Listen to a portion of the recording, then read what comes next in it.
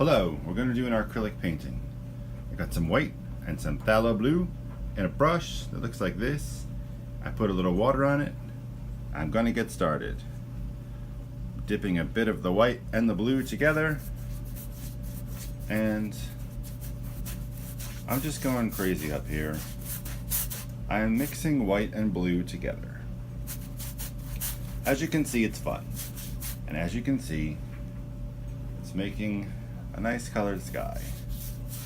I added some water to the brush because I was getting too much of this dry type of area where it's not soaking into the canvas. Now this canvas is primed with gesso, but nevertheless you'll notice sometimes if your acrylic paint gets kind of dry, it doesn't quite want to get in there.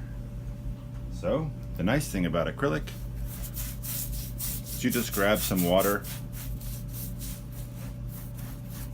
It can be thinned down with water instead of any kind of solvent.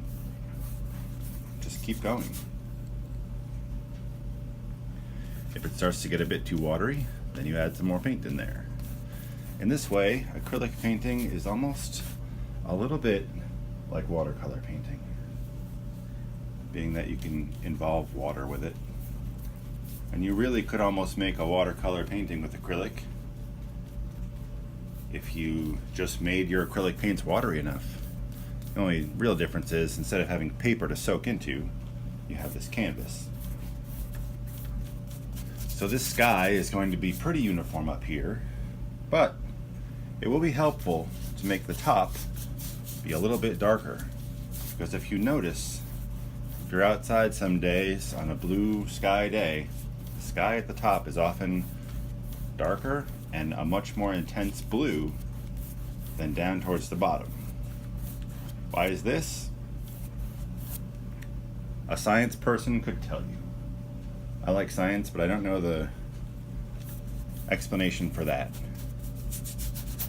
Probably has to do with the fact that when you look up, you're looking at space and a lot more atmosphere up there. When you're looking towards the horizon,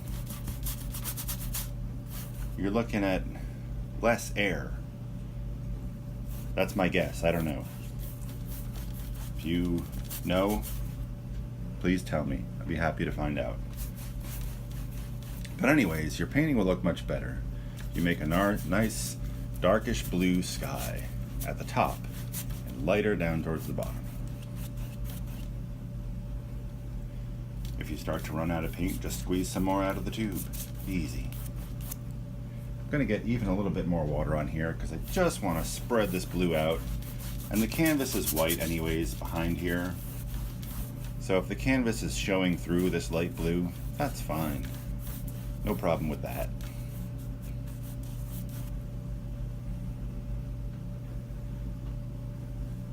Make it just soak down a bit further. Trying to add a little bit more white as it comes down, so the bottom can be nice and light. Or I could just make a very thin wash of water too and go down that way. I try not to have anything in the sky that looks like that, because what's that? Skies don't look like that. I try in general to make the sky look pretty smooth. Whoop, too dark. That's too dark, but it's not a big deal because I also have white. White! White to the rescue! Maybe there's clouds there. We'll find out as we keep painting. More water. This is a really soaky canvas. It really wants to eat up, or I don't know. I'm able to add a lot of water to this canvas. Right here you see a mark where the tripod smashed into the canvas. That's okay, not a problem. We've got paint, we can do anything. We'll cover it up. Already, I don't know if you can see, but there's a little bit of different areas. Some's lighter, some's darker. That's good because those are like little far away wispy clouds just hanging out back there. More white here though. What will the rest of the painting have? I have no idea in my head right now. Sometimes I just start painting and let ideas come as I go. Hopefully this won't be a time that I say, oh my god, I have no idea, because I am recording this. I guess I could just make the whole canvas be a big sky. I've done that before and it actually looks pretty good. If you're someplace like an office building and you suddenly see a beautiful sky before you, it's a good feeling. Also, if you make some of the areas of the sky be darker, it helps make some of the clouds be lighter, because light and dark go together. There's kind of a wispy cloud. Maybe I'll just leave that like that. It's way up in the sky. Up here in the top we have those kind of clouds that look wispy. Forget what they're called. Obviously I need to bone up on my scientific knowledge of the sky. But you know how like way up at the top of the sky it looks kind of like that. Make a little dark up here. Of course clouds themselves also often have darkness in them because they're giant blobs of water vapor.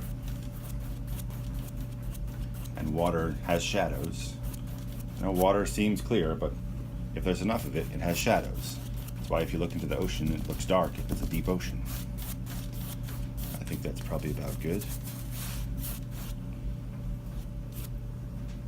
Now to add some clouds. So I'm going to grab more white paint. And wherever it suits me, just going to blob it in. I often think to myself that it's kind of hard to make skies that don't look like skies, or clouds that don't look right, because the sky can look so different. You know, you never look at the same sky twice. But it is possible if you make like a square or something, you don't often see a geometric shape in the sky. It probably has happened at some point. Now because the blue is still a bit wet, some of it's going to blend here and become not white clouds but kind of far away misty clouds, which is fine. I might wait till some of these dry and then come back later and add more white to them for fun. So there's just clouds hanging out. It's a good idea to really make your brush go all over the place, because if you make a cloud like this, like, oh, there's my cloud, doesn't even show up. It just kind of looks like a circle in the sky. Like, what's that? You know, you have to kind of go crazy with it. Oh, the dryer went off. I just realized the dryer was on. Well, you probably can hear me better now. Hopefully my phone had enough technology to make that be drowned out anyways. So there we go. The sky is pretty tumultuous. You know, there's a lot going on here. It's free.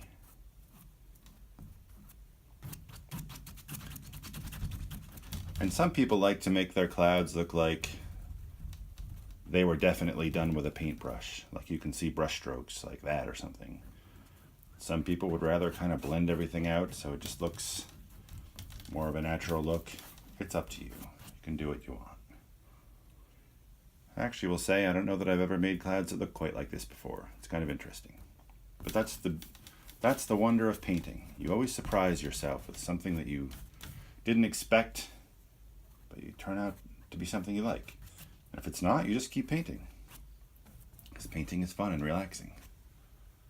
Alright, these are certainly like far away, misty type clouds. That's good, we'll leave them. Maybe I'll make there be some mountains too. Because let's face it, people like mountains. I just got this new lavender color. I'm going to try it out. Hopefully it will make a good mountain. I usually don't like to use colors straight out of the tube. Here's what it looks like, if you can see it. But I'm going to mix it in a bit with these other two colors I've been using, because I feel like it's much nicer to have a color that you've kind of made your own, more or less. Colors straight from the tube don't often look that great, with the exception perhaps of black, white, and ultramarine blue. So here's mountain land up here. You know, clouds are kind of like mountains in the sky. And this almost looks like it could be a cloud. But it's not, it's a mountain.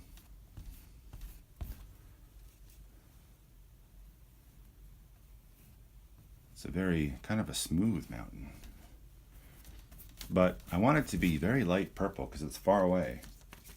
And when clouds are far away, when mountains are far away, or anything's far away, it looks very light. Maybe there's another mountain here.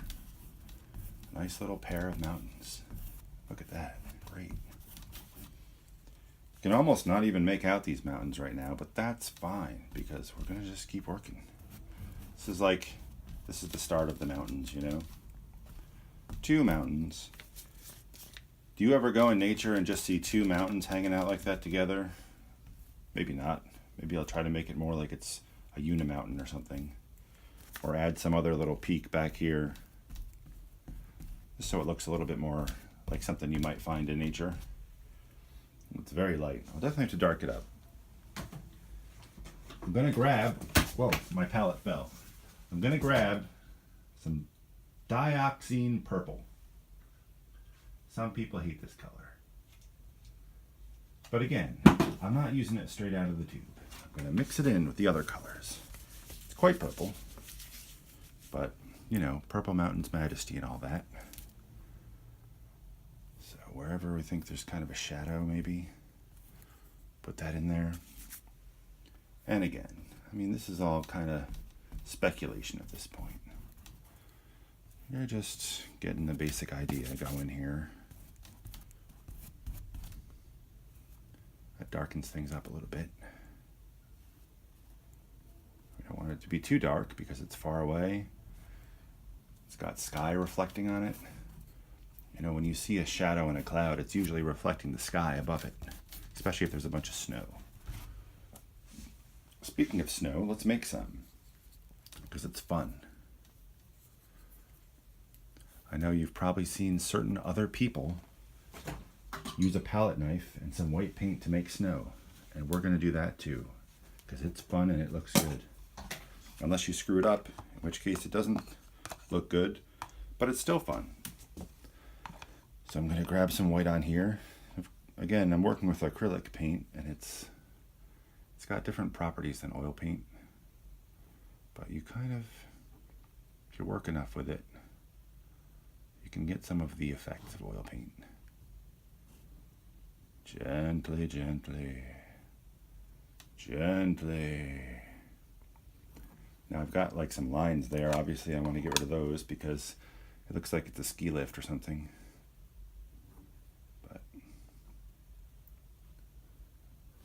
And if you do this and you say, oh man, that didn't come out good, just paint over it and do it again. It's fun. I mean, one of the worst feelings in a way is when a painting is done because you can't paint anymore. So if you screw up, good, and keep going. Keep having your relaxing activity of painting. That looks pretty good. I mean, it's all up to you. If you think it looks good, move on. If you're satisfied with it, obviously. I mean, I'm not like the police of painting. I'm not going to come to your house and be like, do it over or something. Clearly, you can do whatever you want.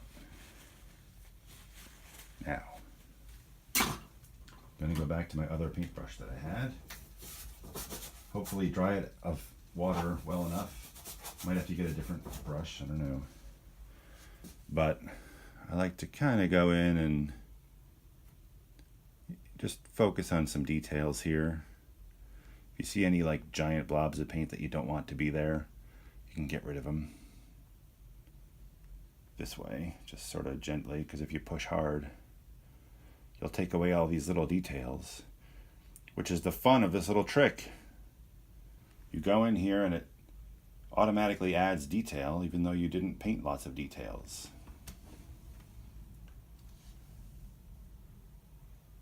The details appear on their own, mysteriously. So this mountain just kind of comes here, and maybe this mountain's in front of this one. I'll just make that decision. Okay.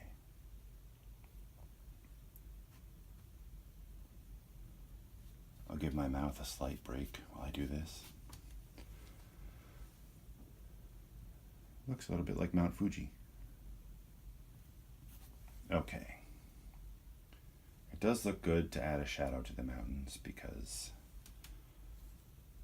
I mean, in this case, the light source is a little hard to tell. It could be coming from almost anywhere. It could be from right directly above. But it'll help the viewer to determine the source of light if we make a shadow.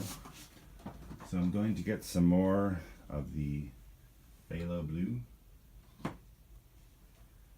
Again, basically the shadow of the mountains tends to reflect what is in the sky above, just like water would. So look at your sky to get an idea of how it should look. Just mix some up. It looks way too blue to me, but maybe I'll try it. If it's terrible, I'll just cry.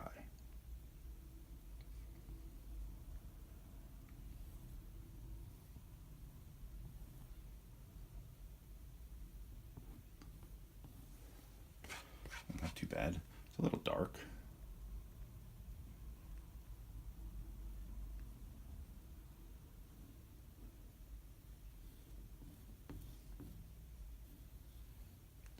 Try to make it be kind of, zigzaggy and stuff because mountains aren't pyramids, right? Of course, the more I'm smushing it, it's kind of mixing with what's below. And that will lighten it up. You can also kind of scrape at it if you feel like there's too much paint on there. And this area is also shadow back here.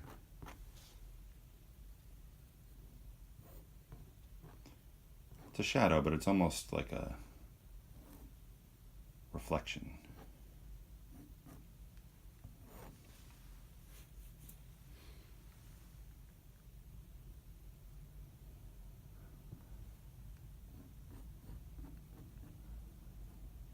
A little goopy back there. I guess I better do something about that.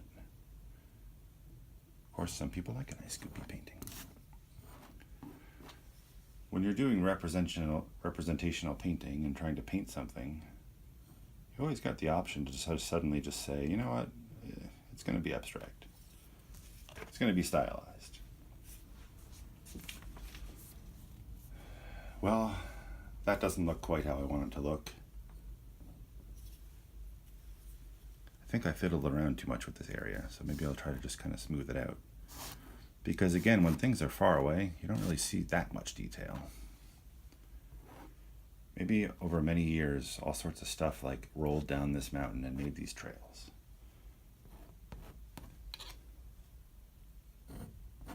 And remember, no painting is perfect. That's not the goal. The goal is just to enjoy what you're doing. Unless you're a professional painter and you're trying to sell stuff to pay your bills, in which case you should panic if you haven't done something good. Alright, I think that's looking pretty good. Maybe we'll just keep painting. We can fix things later. Or if there's something you don't like, make something else be in front of it, like a big tree.